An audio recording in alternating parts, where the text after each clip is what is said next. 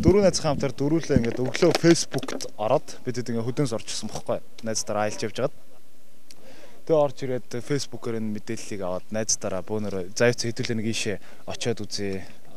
Одоо онцгой байдлын ах нар яаж байж ажилтیں۔ Энтэй танилцъя. Чадхтаа туслах юм байвал туслая гэд дөрвөлээ тавлаа наашаа гарсан.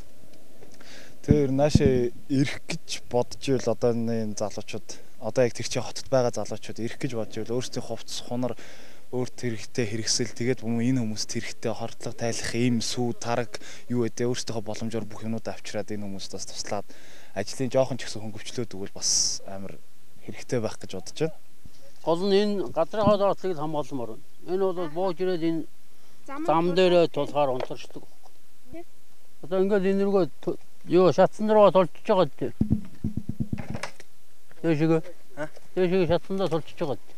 Ийшээ зам руугаа ингээд замаа дагаа гарч мод унаад гарч. Дэшиг юу? Яг ийшээ доод. Тэгэхээр одоо өглөө бол энэ асна гэсэн. Асна гэсэн. Тэгэхээр одоо яг тэр замын доор унсныг бол унтрахын зөв юм шүү. Унтрахын зөв. Тийм байна тий. Тий, газрынхаа доотлог л. Одоо унтраач жоох л дөнгөж унаал байж. Тэгвэл одоо тэр асцсан мод таана нөгөө. Тэр цаана. Цаана ингэртэй юм уу? Энэс наа. Тэгвэл тэрийг л унтраач гэдэг. Хүмүүс маань угаарталтын байдал буюу өвчл төрчин дутагдалт их орж ийн. Тэгээ толгойн өвдсөн эргэж ийн шилүү зүгээр хөших гэсэн зоврууд илэрж ийн гэж байна. Тэгээд нүүрсийн юм хэрэглээд зарим нэг мэддэг улсууд ингээд нүүрсийн юм хэрэглээд хордлого тайлаад яаж. За ус ундаанаас илүүтэйгээр сүү хор тайлах бүтээгдэхүүн энүүгээр маш хэрэгтэй. Тэгээд гол нь одоо хотод байгаа хүмүүстэй хандж хэлэхэд бол энд хоол хүнсний гачигдал бол хүмүүст их байгаа юм байна. Тэгээд хоол хүнснээс гадна ингээд бусдаар ингээд мэдгүй хүмүүс нь ирээд ингээд туслан ингээд нэрмээс болохын нэмэр.